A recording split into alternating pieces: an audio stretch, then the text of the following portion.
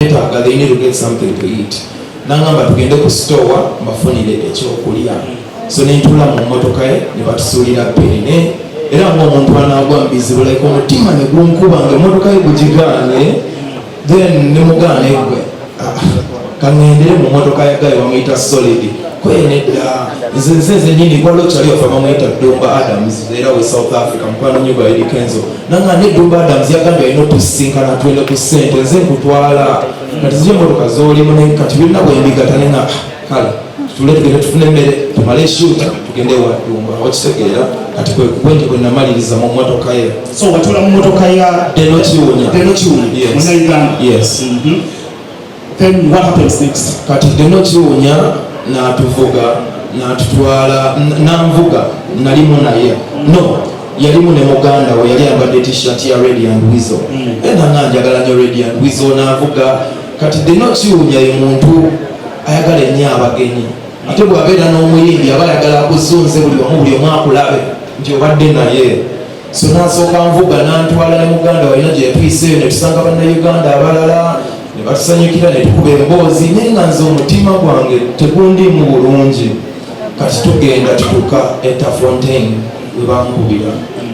tuba wolaba emmotoka Benz weepakinze aba aweta bwati naŋŋamba naye okirabe munene emmotoka eweddemu amafuta okitegeera naye emmotoka eweddemu amafuta yamuga mwana kangoledde omutima olwedde gwankubidde bubi kati ngenda okutunula wabweru w'emmotoka nga ndaba abaana bato nga bakuta emiggo n'amayinja average age myaka nga 9 paka 14 n'obutome ebyo obusingako ne kajjukira olwo siina etandika okuhapeninga very fast kati gwe ndaba abaana bato bakuta emiggo n'amayinja nga kuliko omwana omuto omu akuta ejjambiya neŋŋamba Deno Chiunya wano wetuze storage omwana basanyisa ejjambiya oya abo tobafaako abo basuudi bintu byabwe ebyo otegeera omutima ne gusigala nga tegundiimu kati okundaga nti kiryoke n'akubira muganda we gwe twoyo yali ambadde t-shirt ya Red and Weasel yali ayawukanye naffe at some point ffe tweyongereyo mu byaffe babiri yes n'amukubira n'amugamba owaaye emmotoka yange esikidde wano Etafontaine jangu ondeetere kuki mafuta kati okundaga nti kiri alright n'avaamu muki mu mmotoka n'agendako ne mu store agule byakola ki byalina okugula naye bwe yakomawo kati bwagenda mu store become background ya video eraga emmotoka awo nga muvuddewo ku siini nga bali mukuba mmotoka okitegeera nogamba before waneeno wogambira nti n'afuluma n'agendako mu store akugumya akulaga everything is alright muli awo ku store is that the store kubawo video erabikanga mulimu a building in the background kati eyo emmotoka epakinze jjukira South Africa era bavuganga butofuga Uganda epakinze kulusayidi eri yes eri gyolaba si store eri eno okubanga kamera erabira eno kigenda eraba emmotoka awo naye luno luguudo store eri on this side of the street kati munnange agenda okugula ebintu ne wajjawo ng'ali mu store ne wajjawo abakazi twalina bendera ya Uganda mu mmotoka nange ne banotisinga I think nga baleka bannayuganda nga babeerawo mu kitundu okitegeera ne basanyuka ne bansaba ekifaananyi naye nga vibe sigifiiringa okitegeera nga neŋŋaana nenyinya omutwe nentunulako nti nentunula wansi Deno Chiunya n'ajja n'akomawo yes naye nadda nga talina kyaguze ne mugamba history byolese biriwa nangamba abantu bano tebategerekeka bulungi wandiba omutuufu otegera kati waliwo omukazi tujjukira nze ntudde mu maaso Deno atudde awo omukazi omulala ng'omulaba wali kati nga ligambye no street nga abwe bayimiridde side across the road n'asonga mu mmotoka naye nga mukambwe nnyo ujjukira kati olaba abantu beeyongedde okuwera community number ekifo ekywalinga trading center n'asongamu nayogera ebigambo nembuuza Deno omukazi agambye eki n'aŋŋamba agambye muli bagwira temulina ssente muli baavu mujja wano ne mumanyira ensi yaffe ne mutuzaala wala ne nga Chiunya mwana wawano wondeese kati fortunately muganda wa Kiwunya n'atuuka yes n'apakinga mu maaso g'emmotoka ku street y'emu eyo ng'apakinga mu maaso g'emmotoka ng'omutima tegundimu ngenda okukyuka this side omanyi abaana abato baagaga nnyo ssimu ng'abaana abato abamu bali mu kunneetegereza otegera bantunuulira naye nga tewali amanyi otegeera nga tewali nsonga lwaki bantunuulira kubanga siri popular after Fontaine waliwo amanyi muzimu wange otegera bantunuulira inewuyadwe nenesigama bwe nti mu mmotoka nenkwekomu eyo bba omwana n'avaayo nantunuulira ngenda okukyuka sayidi eno ngaliwo akutte kamera ey'essimu ng'aturecordinga naye ng'aturecordinga with a lot of curiosity ng'ali serious ku kyaliko naye nga nenze kati gwe batamanyi wano ono ali mukunkwata ku vidiyo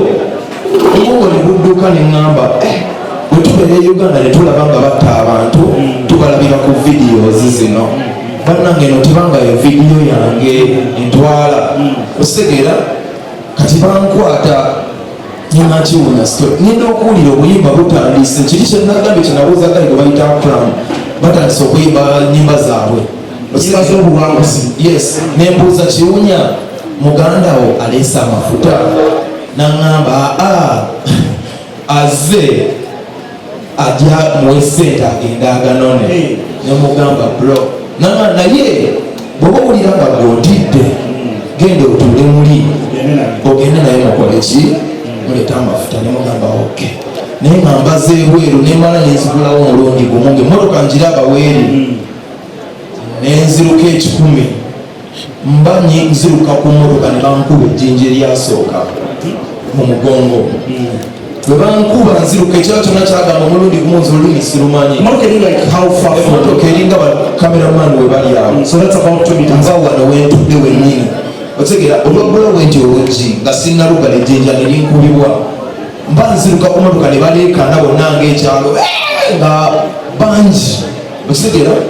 bwe baleekaana nziruka bwenti ng'obwongo bwange bwonna buŋŋamba singa nziruka nenyingira emmotoka eyo nesimbula negenda mba nkoze eki mba ntuuka ku mmotoka bwenti like ogituukako noona abadde mu mmotoka aleese amafuta simanyi oba yandaba oba teyandaba nansimbula busimbuzi nandika ku ssimu kati andika ku ssimu jukira sisobola kuddawa mabega street wandese eno waliyo ebikomera neno waliyo ebikomera nyumba za bikomera nina kudduka nga nzira maaso simanyi gyendaga sirina gwemanyi abantu ne bankubirawo emiggo okubesikamu osegera nange ndi musajja mulwanyi oyinza okudaba wano nga ntudde nawe ninga omulamu naye negyembadde nga banzijanjaba mbadde nga agenda okufa mwana nina obulumi mu lubuto wano simanyi katonda wanabanyambye nenkimanya mebi bwejagenda evivi lyange tegeera simanyi kikyalitukako naye nkunyumiza story bankuba nziruka kati njukira buli gwosanga ku saawamekaawo saawa bwali buwongera ndooza nja kugamba saawa maybe nga zigenda mwemu obange emu naye nga awo bwebankubira nga tebunnakwatira ddala gamba nti bukudde naye nga butuuse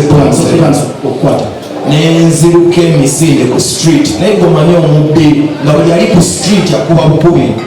osegeera twakaminga okulaninga mu muneighborhood waliwo mu Nigeria yali yasse mu South Africa kati ne bafuluma ekyalo kyonna era bogenda n'okebera amawulire ga February nga 19 bali babonenga abantu bwetayita Tafontaine ababeta Fontaine nga baagala kutta buli mugwira akola ki aliwo era sinze nzeke yalumbibwa ne mu ddwaliro balibwa kuba nti nze manyikiddwa story yatuuka kati nziruka ku kyalo nze siina gwe mmanyi osegera buli omu ankuba ntunula emaaso n'emabega gyendaga buli omu ankuba nzijukira gaye yagalula oba kyali ki oba muggo osegera nga nninze nembuuka like simanyi bwe namugwamu teyagunkuba neffenna ne tugwa ekigo ekigo ekyo nalina ne sente mu ngalo zinali nkutte mu mmotoka nga nfuluma nzijukira we nazireka gayi nansituka nange nensituka nga ndowooza nkyasobola kumbe evivi lyange lifunye problem mwagwa kutamaka twagwa yes nga waliwo enkokoto nziruka ku street namba nga bonola oba residential homes nja kugamba nga Wilson yes opaka ati ngwa nsituka manyi nkyasobola okudduka olwedde ndika omusaayi bwe nsituka mukwagala okudduka nenkizula nti evivi lyange lifunye obuzibu sigenda kusobola kola ki kudduka nga nsobola okudduka naye nga nkiwulira nti sikyalinga bwe mbadde nensituka nenziruka bwe nasituka ne bankwata nzijukira gaye yankwata nansika enviiri nakola ki nazisika nemugamba brother what tolina kubeera mu South Africa, you don't belong to South Africa. Segera ne bankubiraawo muganda wange nembeesikako nenziruka kati ntuuka mu street eyo waliwo intersection esalamu intersection ya plus nga balaba Jinja Road bwoba otuuka ku intersection emmotoka zislowinga ki down zijja nziruka bwenti waliwo emmotoka ya white ntono yali approaching intersection nenjekanga naye nanekanga nasiba kusigera nange nembuuka mu bbanga ngala emmotoka embuuka nenjilandinga ku bonnet nenjigwako emmotoka nemala nenkonkona gayi mu mmotoka nemugamba like help nyamba bagenda kunzita kusigera gayi natunula confused mu mmotoka nenkwata emmotoka ye omukonda gwayo emmotoka omukonda guno gweyisaamu engalo bwoti n'ogukwata si guno gwokwata bwoti yes nempisaamu bwenti omukono nengezaako okuggula oluggi lwe gaye agenda okulaba abankuba bajjanjika omusaayi tamanyi nsonga kinasimbula mu kusimbula olwokubalira obulamu engeri gyenalinywezezza emmotoka ye omunyolo gwe ne gumumenyekera mu ngalo nasimbula n'agenda nentunulira hope ng'egenze nensala intersection nenziruka nga bakyajja kati baba bakyajja just for clarity because wali very contentious it has raised a lot of questions. I know when you compare with the motor ziliwali unaweza kiteka motor size kali kamotoka simanyi kali katono keerwe era ina wakana nze nonzesirwa nokwedifendinga kubanga nkomeo waka sina bwe nina kumatiza of course ekyo kibabulira kubanga nekati enkyalumizibwa n'okuwona mpise mu bingi ng'omugwira e South Africa so sigenda kuddala ku stool kugezaako kunyonyola muntu ngenda kubalimiza story otegeera but ekibanga kyetaaga n'engalo kwakuba zinuma era ngusikako nze ndi musajja akola jimu but anyway regardless of byonna I'm here buli omu alina opinion ye oli wa ddembe size wano kugirwanyisa naye I'm here to tell my story. Tell your side. And I'm here to tell fellow Ugandans my story. Kubanga ne gyenvudde siri bwomu ne mu malwaliro gye nayita nasanga omukazi Omunnayuganda yali abuka ekikomera amagulu sengenge n'agasala n'olubuto nga teyalina lubuto naye Yesu wa mukisa nze kuba talina ddoboozi temwagimanya nagimanyi naye si bye bibuuzo kugamba bye nandyagadde okutta mu bulumi bwempiseemu n'okubeera nti ndi waka muganda wange nze zirinya akubuulira nkugamba nali nwanira obulamu bwange nga ndowooza abaana bange ne maama wange nga ndowooza ekyandeesaawo ng'abantu abankuba tebalinamu vali yonna nti ndi palaso nga bo balabe b'omunigeria obaani n'ensika emmotoka omukonda kiri gy'oli okikkiriza okyakkiriza ekibuuzo kiri nti gwe singa kinatuukawo noba wamukisa nze owone oba mwanjoka aliyo awona kyekibuuzo era okoze otya okulaba ng'awona maybe oyinza okuba nga weetaaga okumpuliriza kubanga nina kyenyinza okuyigiriza oba kyetuyinza okukola fembi ne tukyusa mu mbeera eyo kubanga xenophobia in South Africa exists munansonyiwa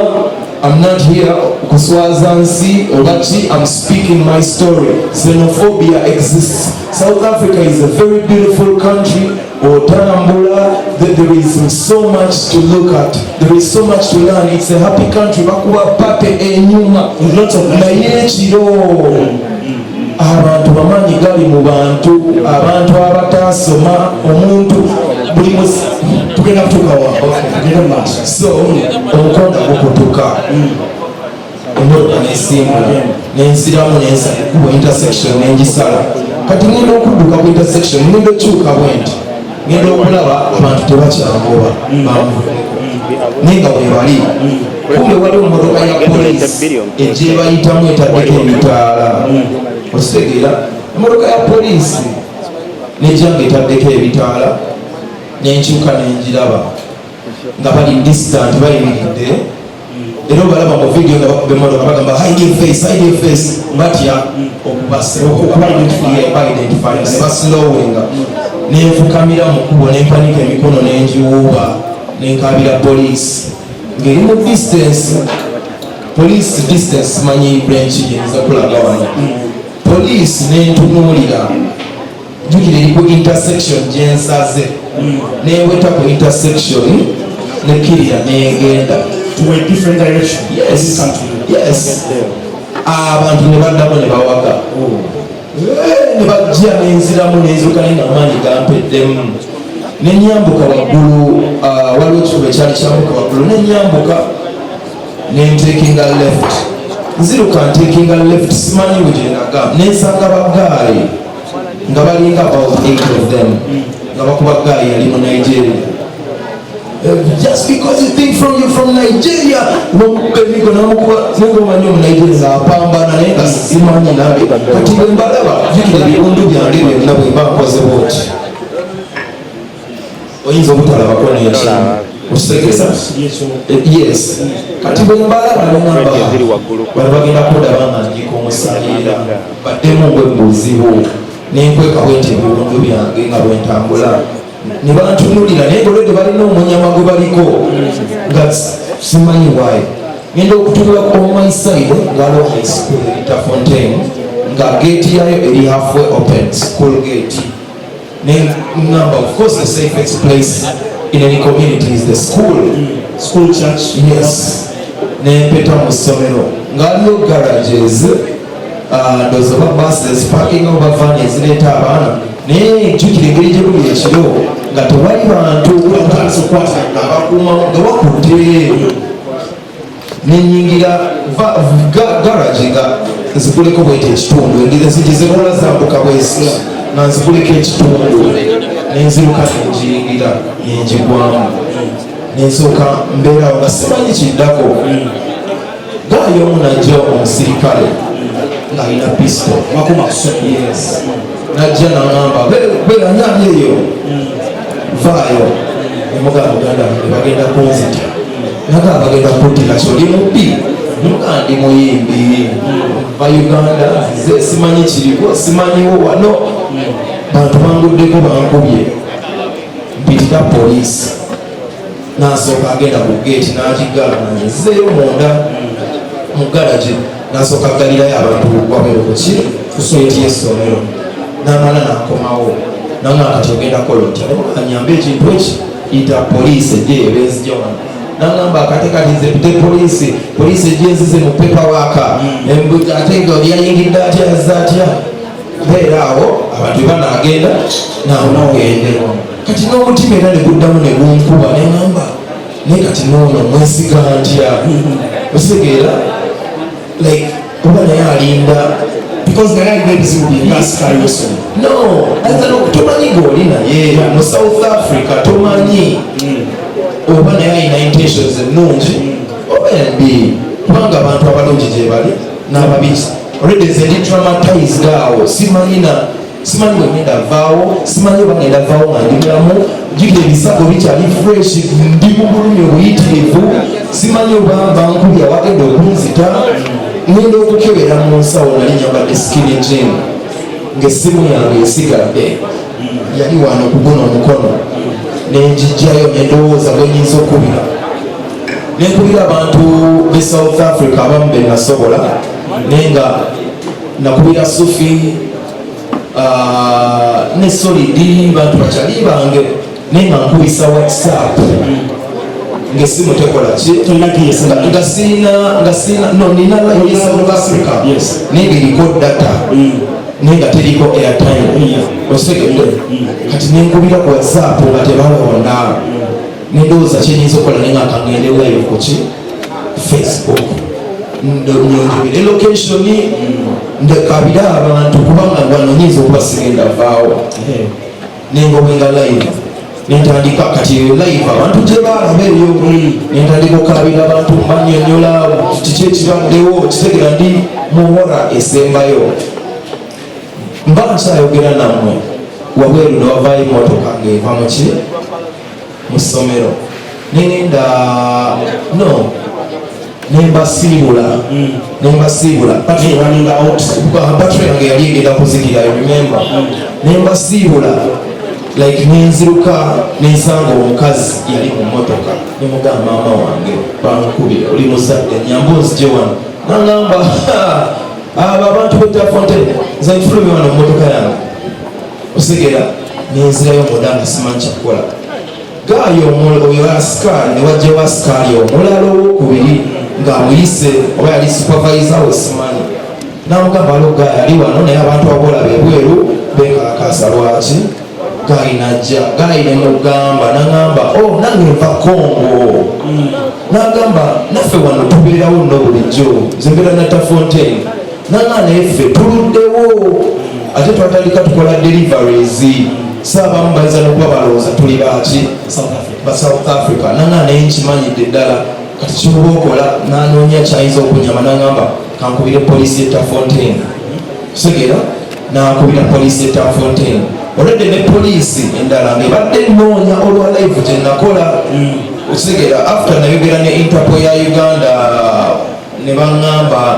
baali basindika abantu to my rescue so I don't know baali bacoordinates ne poliisi oba kyali kitya but already poliisi ng'eri mu kitundu ng'eri mu kunnoonya gaayi n'abakubira n'abagamba ndi awo poliisi nejja ne bagigulirawo gate ne baggulawo motoka ya poliisi nentuula nembuuza abapoliisi naye lwaki abapoliisi bandabye ne bandekawo ne baŋŋamba wano abantu bakoowa Abanigeria bakoze crime nyingi era nawe balina okuba poliisi abakulaba balowooza oli mu Nigeria ne bakulekera abantu nemugaa nene wa mu Nigeria era kiba kibi naŋŋamba no naye kasita oli mulamu kati ne banvuga ne bankomyawo ku ssimu nga waliwo poliisi nyingi nnyo nga n'Abannayuganda abalabye live beeyaawo nga bangi nga namba nene ne banzikyayo ne bankwasa Abannayuganda and that's when I got back to safety again ne bamala ne bantwala mu ddwaliro. Kakati awo ennyini tulatikiriza kubeera South Africa nebakunyumiza emboozi wano abantu bano bafumita obusobole mwalina akasoba tamanyina wakateeka bantu bano kati wenagwa mu mob eyo natuuka time nensarendarenga nga nziruka naye nga nkimanyi ndeka ngenda kufa kuba naye nziruka simanyiyo bwenagawenga live ne abantu ne bagiraba ne Chameleone n'agiraba Chameleone bw'agiraba na reachinga Norman Norman go in South Africa Norman yafuukanga mu South Africa in fact n'aba South Africa tebakyasobola kuteeringa basi mu South Africa balina ennimi mwenda zonna azoogera mumpi afaanananga bo buli kimu ate okutegeera embeera ze zonna baga lyamazeeyo n'amugamba gomani palaso nyamba ogenda okola ki omunyambire Norman n'anoonyereza through Chameleone nti ndi Tafontaine bonna ne bajja era be bamu ku Bannayuganda abakola ki abajja to my rescue. Yes. So kati awo wonna ogeze mu ddwaliro reported eddwaliro yeegamba how severe were the injuries? tutuuka mu ddwaliro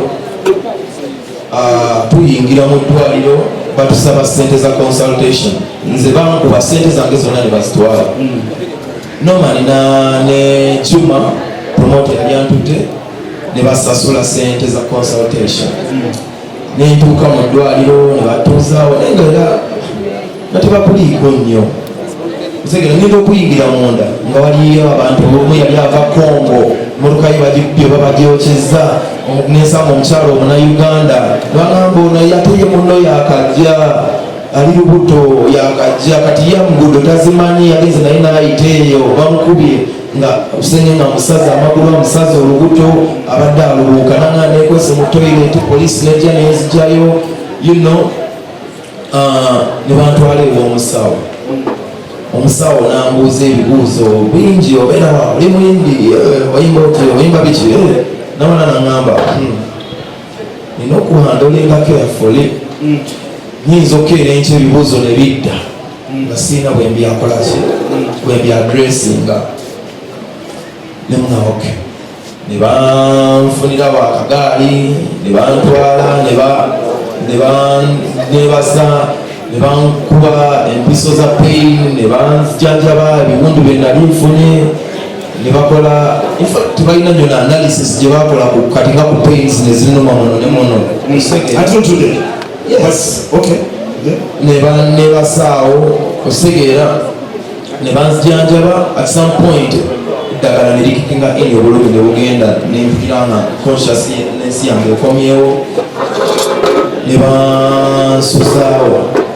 nenkera ku makya noma najja nandeetera engoye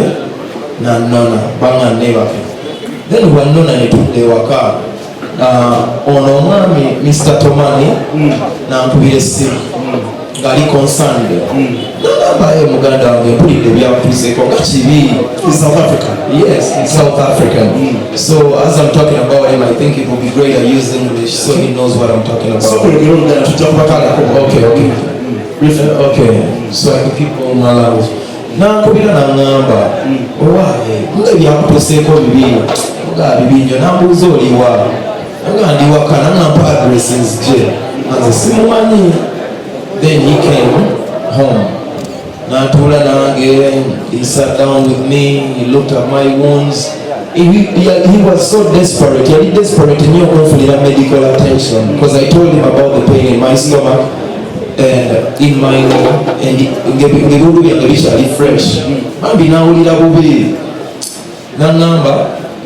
Nawulira bubi nakola ki? Nangamba tugenda kola tutya. Nagamba ekintu kino kibi nnyo ka tukole ki katukontaktinge ani katukontaktinge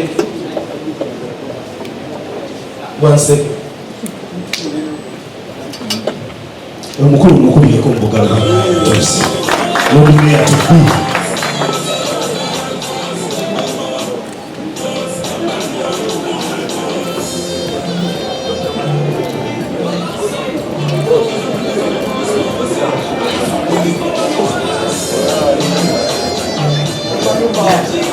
So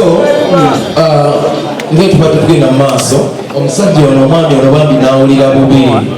naga ekintu kino ekituusewo kibi nnyo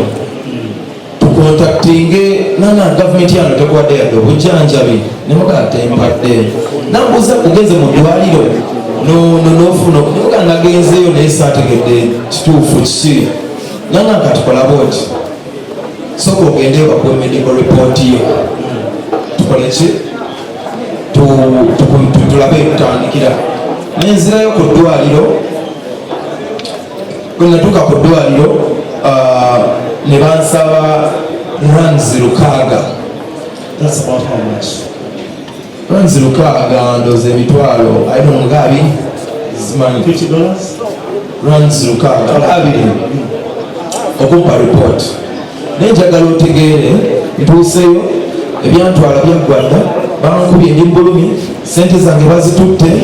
sikyalina yadde sente zisobola osasula hotelo kati ndi ku kisa ky'abantu infact nomani nanteekenga eri ne Philip Ganja nembeera ewaka ewaabwe nga sikyesobola ng'omuntu nga sirina nakyensobola kwekolera nga ndwadde kati mu ddwaliro nebansaba runs 600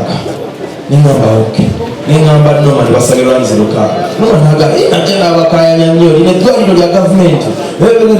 lwaki musaba omuntu sente nebamugamba twagala runs 600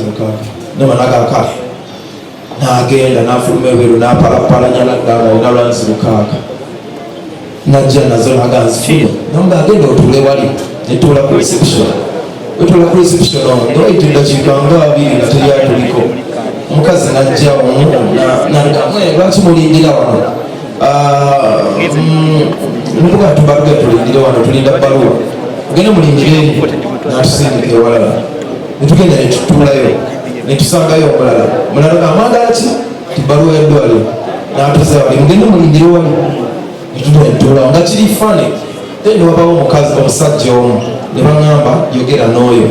nengenda nenjogera ne Gayi nambuza oyagala ki nga baluwa yange ekwata ku mwanzijanjabi mwampadde eddagala ki ndi ntya mwakomeko ki aŋŋamba eyo ogenda sasula runs oba 12 naye genda twala mwezi ogana naye muganda wange nnyenda waffe nze sibeera wano gyendaga olina okumanya obujjanjabi batandikirawa okunzijanjaba olina okumpa ekiwandiiko nanga atuulaawo nentuula namala nanvaako newajjawo omukazi omulala natuyita jangu wange nemugamba olwedde oli amugolako jangu nenzija nemugamba nagamu weyagala ki njagala baluwa yange nabaddeko wano nasuze wano mwanzijanjabe siina yadde ekintu kyenyiza okulaga omuntu nti naŋŋamba naye kakati kitwala ennaku 3 namuganze ngenda visa yange eggwako naŋŋamba ate kati era olina okuregisteringa namugakale kandigisteringe kale kati okuregisteringa nako ogenda sasula olukaaga osasule n'ebbiri nemugamba kale runs 2,000 then nsasule neziri nedda runs 6 then nsasule n'ebbiri 2 runs yes 2,000 runs yes emitwalo nga 5 then male nsasule n'olukaaga zebbiri 600 nemugamba kale just okulaba gyakiraza nalanga ozirinawo nemugamba nzirina naye nga sizirina nga tulina 600 naye nga nzirina namala nasigayo ebipapula wanabulaga obudde obulaba nabuga budde obwadde kinanga sawa ziizo sawa zange zakunyuka nemugamba olupapula nendujuza kitwala eddakiika emu kuyogera kunsasula eddakiika emu egirinda okubeera wano nemugamba nedda naŋŋamba bwoba oyagala komawo olulala nengenda so bwetyo medical report nga kiraga okuva ku musawo oli eyambuza ebibuuzo kizze kikolaki ngeba netugenda wa musawo mulala ngaebivundu bino byolaba byali bikanye okala wano ngaeggulu nga lirabika okitegeera nga bitandise okufuna infection oba kyoyinza okuyita okuvunda okitegeera ne babitandika obijjanjaba omusawo nga njagala kudda waka omusawo naŋŋamba toyinza genda ku nnyonyi ngaebiwundu byobivundu sitayire eyo nga nange zenyini obulumi n'omusujja gwe nali ngungutte nga sisobola nenzikakana kati awugeze private hospital twagenda yes Philip Ganja yampaayo ku ssente kubanga ekyabawo ekiro lumu nze ndi musajja mugumu nali nejjanjaba engeri gye nakolako mu ddwaliro naye lumu ekiro nasitukako nga mpulira ngenda kufa ng'empewo enkutte ng'obulumi bungi neneebika blanket nenzikirira ku maddaala ennyumba ya Philip Ganja yonna erimu cameras kati neŋŋenda olw'obulumi nenziruka nali njagala baki wansi ddagala nga nalirabiddeyo bwe yazuukuka yasanga ennyumba ye yonna nzigule paka waggulu n'atya nnyo n'akebera kamera n'alaba omuntu eyebise blanket ng'akkirira wansi n'akubira poliisi ng'amanyi mu nnyumba ye mulimu omuntu ennyumba nnene pakati poliisi bwejja ne banzukusa bakebere nemugamba ndabye omuntu ennyumba nzigule nemugamba abadde nze mbadde nfa naye bwe mize eddagala nenzikakanamu n'agamba bwejja kunfiirako wano n'akwata ssente n'agamba Norman antwale mu ddwaliro erimu era ye akokonkalina akagundi k'eddwaliro eryo liriki private ne bantwala ne bantuusayo omusawo n'aŋŋamba omanye ekiriwo eddovivi ebyo lyetaaga MRI wano tugenda kusaba miliyoni kumpi ez'Uganda nga 7 MRI imaging bamubevivi ekifaananyi x-ray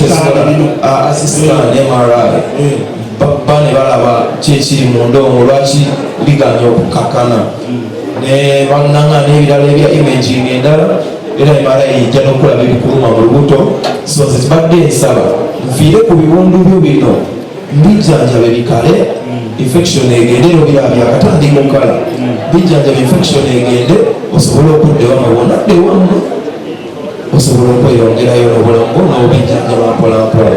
so bwe bubujjanjabe obwasembayo bwe nafuna nampa amadagala amalala gegabikazizza kuwaka mangu nenfuna ku mirembe. Okay, I think that really brings us to watuuse okukomera wano kakati tugenda kutandika okuyingira the beats ebyaliwo in between yawo ekisookera ddala nalabako comment nayo omuntu except Mr. Tomani and the Ganja family n'abalala abasobola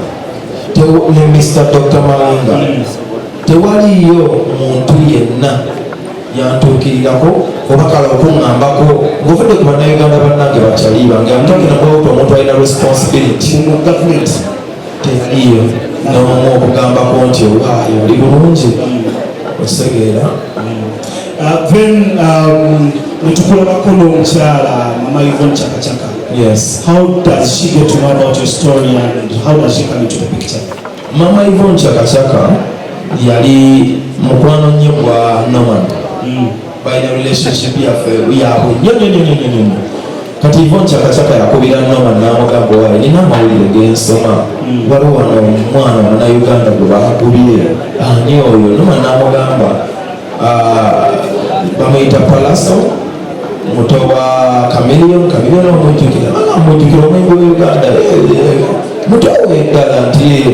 agawo nga kibi bamukubidde kinaga xenophobia n'aŋŋamba njagala bambi mulabako mukamfatinge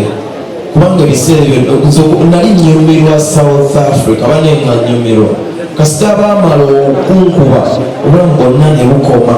nga nkyali aba South Africa nga sikyayagala nga ne bumpita nga webali nga omutima tegundiimu